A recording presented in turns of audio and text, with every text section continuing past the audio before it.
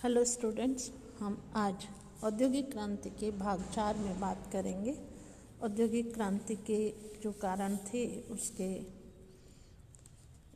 भाप शक्ति का आविष्कार इसका एक महत्वपूर्ण कारण था। औद्योगिकरण की दिशा में क्रांतिकारी परिवर्तन लाने वाला मुख्य तत्व भाप की शक्ति का आविष्कार था। वास्तव में इस आविष्कार के अभाव में औद्योगिक क्रांति के सभी परिवर्तन पूर्ण नहीं कहे जा सकते थे। उद्योगों के क्षेत्र में लोग बहुत पहले से जल ऊर्जा तथा वायु ऊर्जा का ही प्रयोग करते थे। 18वीं शताब्दी में विभिन्न उद्योगों से संबंधित आविष्कारों और यंत्रों का पूरा लाभ उठाने के लिए शक्ति के नए स्रोतों का पता लगाना आवश्यक था। इस अभाव की पूर्ति करने के लिए 18वीं शताब्दी के प्रारंभिक वर्षों में भाप की शक्ति का आविष्कार किया गया। पत्थर के कोयले की तेज आग और जल के संयोग से उत्पन्न भाप की शक्ति से मशीनों को चलाने की विधि का ज्ञान हुआ। इसी आधार पर सन 1712 ईस्वी में न्यू कॉमन ने भाप से चलने वाली मशीनों का आविष्कार किया, जिसका प्रयोग कोयले की खानों से पानी बाहर निकालने के लिए किया जाता था। भाप की शक्ति के उचित प्रयोग तथा उसके द्वारा चालित मशीनों का अन्वेषक जेम्स वॉट था। उसने सन 1769 में लोहे की बनी हुई एक ऐसी मशीन का आविष्कार किया था जो भाप से चलती थी तथा जिसे विभिन्न उद्योगों में प्रयुक्त किया जा सकता था।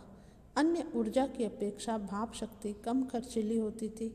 इस आविष्कार के फलस्वरूप लगभग सभी उद्योगों में मशीनों को चलाने के लिए भाप शक्ति का प्रयोग किया जाने लगा। वास्तव में इस आविष्कार ने विश्व के औद्योगिक क्षेत्र में महान क्रांति उत्पन्न कर दी, जिसने मानव सभ्यता को पूरी तरह प्रभावित किया था। अब तक अधिकांश मशीनें लकड़ी और लोहे से मिश्रित बनाई जाती थी, किंतु भाप की शक्ति के आविष्कार के बाद लोहे की बड़ी बड़ी मशीनों का निर्माण किया जाने लगा। इसलिए यह कहा जाता है कि भाप की शक्ति के आविष्कार के पश्चात कोयला और लोहा युग प्रारंभ हुआ। आगे हम बात करें अगले पॉइंट के बारे में, तो यातायात के नवीन साधनों का विकास एक मुख्य कारण था। औद्योगिक क्षेत्र में नवीनतम मशीनों और यंत्रों के आविष्कार के फलस्वरूप विशाल पैमाने पर उत्पादन प्रारंभ हो गया, जिसने आवागमन की समस्या को जन्म दिया। कच्चा माल और निर्मित वस्तुओं के द्रुत और सुगम आवागमन की समस्या उद्योगपतियों के सम्मुख उपस्थित हुई। स्कॉटलैंड का जॉन मैकेडम नामक इंजीनियर प्रथम व्यक्ति था जिसने पत्थर के छोटे छोटे टुकड़ों को बिछाकर सड़क बनाने की योजना बनाई थी। आगे चलकर सड़क निर्माण कला में अनेक महत्वपूर्ण सुधार किए गए तथा संपूर्ण देश में सड़कों का निर्माण कार्य संपन्न किया गया। थल मार्ग के द्वारा भारी वस्तुओं को दूर स्थानों तक पहुंचाना संभव नहीं था और इसलिए इस समस्या को हल करने के लिए जल मार्ग का प्रयोग करने का निश्चय किया गया। ड्यूक ऑफ ब्रिजवाटर प्रथम व्यक्ति था जिसके मस्तिष्क में नहरों के निर्माण की योजना ने जन्म लिया था। उसने बर्सले से मैनचेस्टर तक ब्रिजवाटर नामक नहर तैयार कराने की योजना बनाई। इस कार्य में उसे ब्रिंडले नामक इंजीनियर की सेवाएं भी उपलब्ध हुई थी। इस नहर के बन जाने के पश्चात कैल्डर, मर्से तथा अन्य बहुत सी महत्वपूर्ण नहरों का निर्माण भी किया गया था। इन नहरों का प्रयोग आंतरिक व्यापार के लिए किया जाता था तथा लंदन, मैनचेस्टर, लिवरपूल आदि औद्योगिक नगरों को नहरों के माध्यम से परस्पर मिला दिया गया था। यातायात के साधनों के विकास की दिशा में भाप की शक्ति का प्रयोग भी एक क्रांतिकारी कदम था। सन 1825 ईस्वी में जॉर्ज स्टीफेंस ने भाप की शक्ति द्वारा चालित एक ऐसे इंजन का निर्माण किया जो लोहे की पटरी पर स्वयं चल सकता था तथा माल से लदी हुई गाड़ियों को भी खींच सकता था।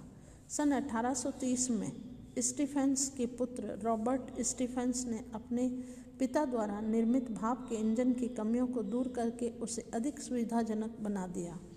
उसके द्वारा निर्मित प्रथम इंजन मैनचेस्टर और लिवरपूल के औद्योगिक नगरों के मध्य लोहे की पटरियों पर चलाया गया था। थल मार्ग पर भाप द्वारा चालित लोहे के इंजनों के आविष्कार से पूर्व जल मार्ग पर भाप शक्ति के प्रयोग में सफलता मिल चुकी थी। उस समय तक नदियों और नहरों में जहाज़ों को चप्पुओं और पालों द्वारा चलाया जाता था।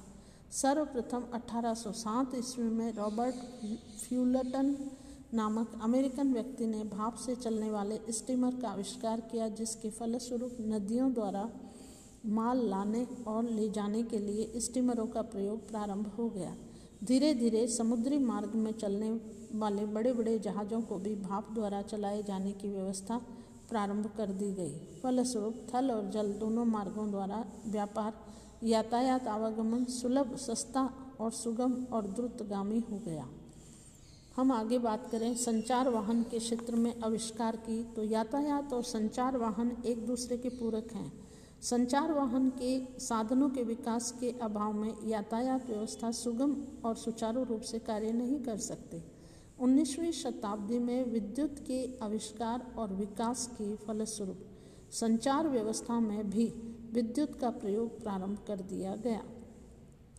सन 1837 ईस्वी में इंग्लैंड के चार्ल्स व्हिटले तथा अमेरिका के सैमुअल मोर्स ने अपने देशों में विद्युत, टेलीफोन और टेलीग्राफ का आविष्कार करके इस क्षेत्र में क्रांति उत्पन्न कर दी। इस व्यवस्था में निरंतर विकास और सुधार होता गया। सन 1851 ईस्वी में फ्रांस और इंग्लैंड के समुद्र तटों के मध्य टेलीग्राफ के तारों को बिछाया गया तथा सन 1866 ईस्वी में अटलांटिक महासागर में टेलीग्राफ के तारों को बिछाकर विश्व के लगभग सभी देशों को परस्पर संपर्क सूत्र में जोड़ दिया गया। इस वीडियो में इतना ही। आगे हम औद्योगिक क्रांति की प्रगति के बारे में बात करेंगे।